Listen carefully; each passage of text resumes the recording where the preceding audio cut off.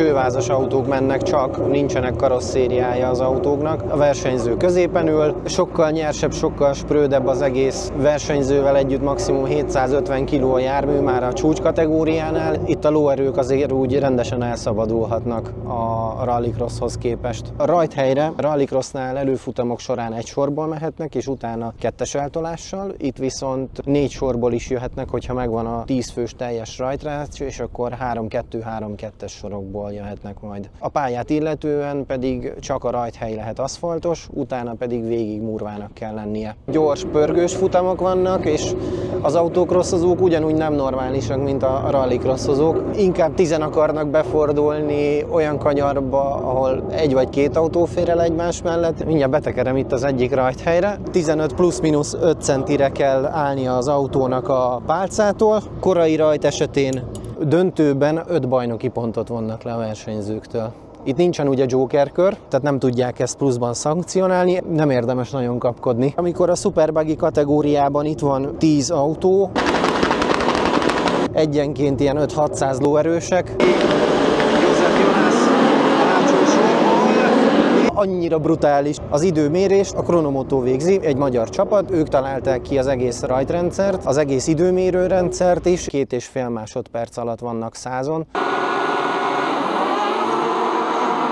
Az Autocross Super Buggyk esetében a végsebesség az nagyon maximum 150. Mire leérnek egyébként a murvás részre, ott már 4.-5. fokozatot váltják el a versenyzők, annyira rövid a váltó. Az egyenes végére már majdnem az összes fokozatot végigváltják. Az első kanyar tartja általában a legtöbb izgalmat. A rallycrosshoz képest ugye nem balra megyünk fölfelé, hanem itt letérünk jobbra, és ez a pálya óramutató járásával megegyező irányú. Az első kanyar nagyon-nagyon be tud szűkülni, rendszeresek az összeakadások, majd az Európa-bajnokságon is lesz jó néhány. A tornyon új ablakok vannak, mivel a kövekkel be tudják verni egyébként.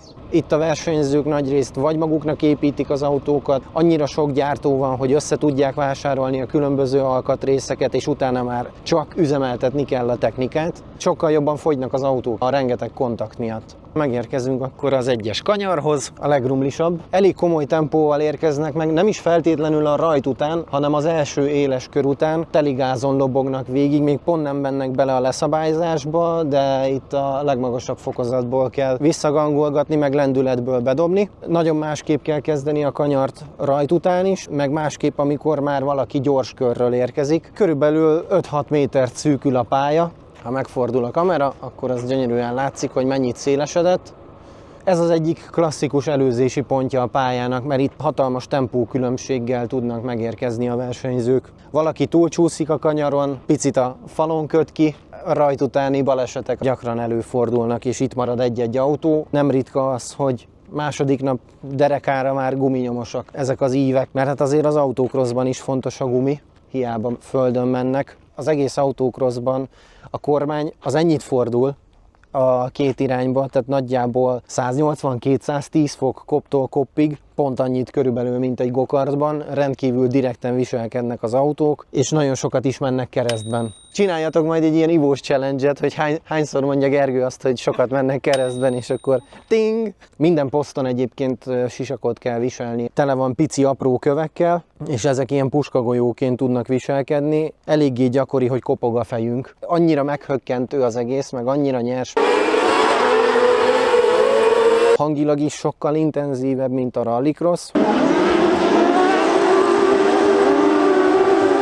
Elsőre félelmetesnek tűnik. Csak egy pár méter az a rész, ahol majd keresztben mehetnek a versenyzők. Vannak olyan pontok itt kanyaron belül, hogy farkas szemet néznek a versenyzők a sportbírókkal, mert annyira egymással szemben állnak. Autocrossnál ezt egyszerűen nem lehet máshogy megcsinálni. Ezeknél az autóknál ugye nincsen kézifék, ami segítséget nyújt. A sima üzemi féket használják lassításra, meg a hajtást is. Tehát azzal már, hogy visszaváltanak egy vagy két fokozatot. Úgy blokkolnak a kerekek, hogy már azzal állítják keresztbe az autót, és akkor onnantól lehet végigmenni lapjával a kanyarban. Körülbelül innen megindítják, jönnek végig keresztben, ott a csúcsponton ott farkas szemet néznek a versenyzők a sportbírókkal, és utána mennek le egyenesen.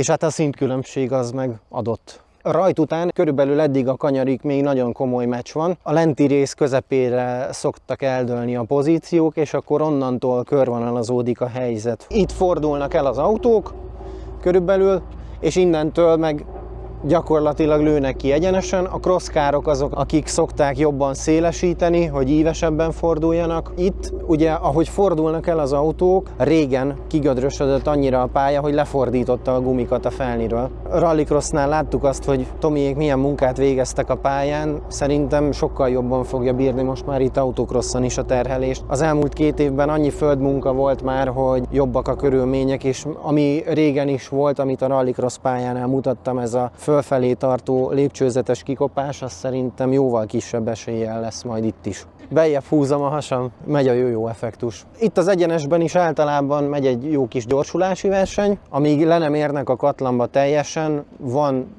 3 komoly előzési pont. Ugye az első kanyar, itt a visszafordítónál, meg itt az egyenesben is a motorerő különbségek elő szoktak jönni, meg hát ugye ott a féktávon, ha egymás mellé érnek, akkor az is egy pluszpont. Réges-régen volt itt olyan hétvége is, hogy autocross és rallycross bajnoki futam volt együtt, és átalakításra került a pálya. Úgy mentek le az előfutamok, hogy lement 2 rallycross előfutam, aztán volt egy átállás, és akkor utána autocross ment a nap további részében. Hát egy elég intenzív élménycsomag volt.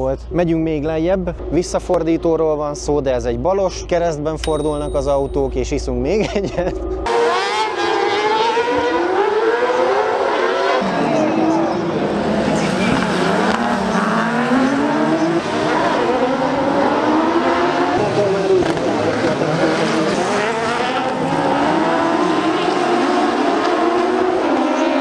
...1040 méter hosszú a pálya. Nagyon sok része van a pályának, ami ilyen 16-20 méternyi széles. Fönt ugye az egyenes, az ugye még ki lett szélesítve, és itt lent a rallycross nyomvonalon is, amit használnak, ott is nagyon-nagyon széles tud lenni a pálya. Fölfelé az emelkedés miatt ott a motorerőben kijövő különbségek azok nagyon sokat tudnak számítani. Kárai Tomi van abban a szerencsés helyzetben, hogy 3-szoros autocross Európa bajnokként is van annyi tapasztalata, hogy tudja, hogy milyen egy jó pálya. Én még emlékszem, amikor ment egy piros színű S2-essel, azzal kezdte. Nagyon kisgyerek voltam, úristen, még nagy doboson láttam menni azzal az autóval. Volt egy Mitsubishi Colt, amit Protonnak is hívtak, de az gyakorlatilag egy Colt volt, csak egy Evo hajtás volt az autójában. A rallycross teszt során megsemmisült az a gépjármű, és akkor utána lett egy Evo 6-os Lancere, azzal ment nagyon sokáig. 10-es évek elejére lett azt hiszem a Skoda Fabia, és azzal nyerte sorban az Európa bajnoki címeket. És utána a rallycrossban is nyert azzal a magyar bajnoki címet, meg a rallycross EB-s, VB-s pályafutását azzal kezdte meg. Jövünk fölfelé a jobbos kanyarba. Nem látják a versenyzők, hogy hova érkeznek. A rallycross nyomvonalhoz képest itt majd mennek tovább egyenesen fölfelé, ami a pályának szerintem az egyik legizgalmasabb, meg a leglátványosabb része. Mivel ugye az is átdolgozásra került, ezért majd még komolyabb lesz az ugrató, amikor jönnek fölfelé. Érdemes belül szűken, viszonylag közel a korláthoz.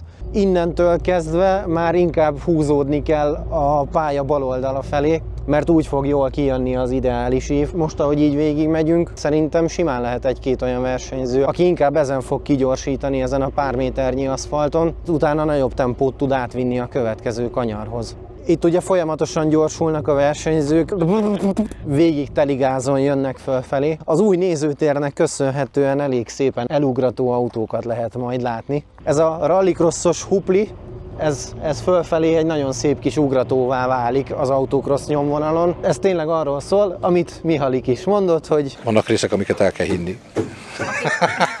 Ez pont olyan.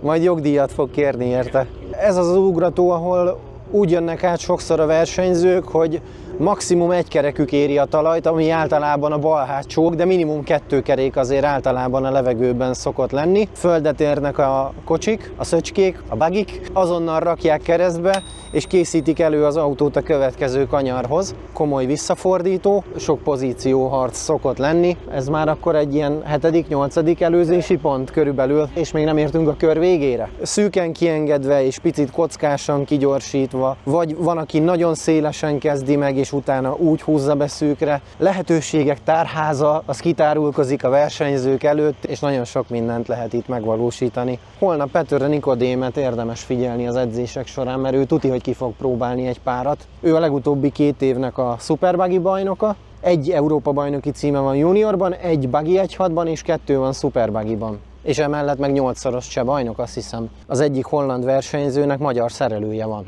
Adrian Bólénak, aki Magyarországról vette egyébként a szöcskéjét, kerekesszékes versenyző, tehát hogy kézi vezérléssel megy Superbuggy kategóriában, nem is olyan rosszul, és Ábrahám Károlynak az egykori autóját vásárolta meg az idei évre. Ez is ki tud egyébként gödrösödni eléggé, ki tud keményedni, úgyhogy itt is fel tudják gumizni egyébként a murvát, és nagyon komoly tempóval jönnek át. Az elugratástól kezdve talajt fognak a versenyzők, már jönnek keresztben és fordítják el az autót, ami borzasztóan látványos, talán az egyik leglátványosabb pontja a pályának.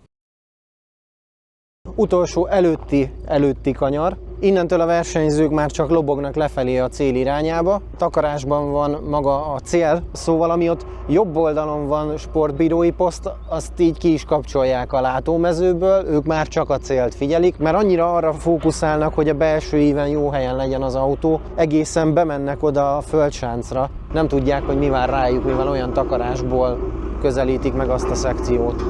Körülbelül innen jönnek egyébként lefelé, és innentől már mindenki egyenesen tartja a kormányt, szépen igazgatja rá a cél felé. Gyakorlatilag innentől kezdődik a pályának a leggyorsabb része. Csak pár méter van ahhoz, hogy a versenyzők elérjenek a célig. Azért itt is általában az utolsó méterekig szokott menni a pozícióharc. Onnan szemből lapjával fordulnak el az autók, és ahogy fordulnak keresztben a szöcskék, elképesztően dobják fel a köveket ide a posztra is. Le is kell ponyvázni egyébként a posztnak az elejét, hasznos megcsinálni, mert a férfiasság is veszélyben van. Ugye ennyi egy kör, tömör, gyönyör, rengeteg izgalom, nézőnek, versenyzőnek, sportbírónak is, ezt szeretjük. Így a végére még azért egy pár gondolat csak eszembe jutott. Abból a szempontból kiemelkedő még itt a Nyírád Racing Center, hogy infrastruktúrája messze kiemelkedik attól, mint amit az EB futamokon is lehet látni. Az autocrossnál nagyon sokszor a puszta közepén van egy-egy pálya, kevesebb villamos energia van, a vízellátás is teljesen más szokott lenni. Egy rendes épített versenypálya, célirányosan erre is lett kialakítva, ezért már az egész kiszolgáló rész, a vizes blokkok, a vízelvezetés, az egész pálya erre lett kialakítva. Európai szinten is sokkal jobb, mint egyébként az átlag szokott lenni.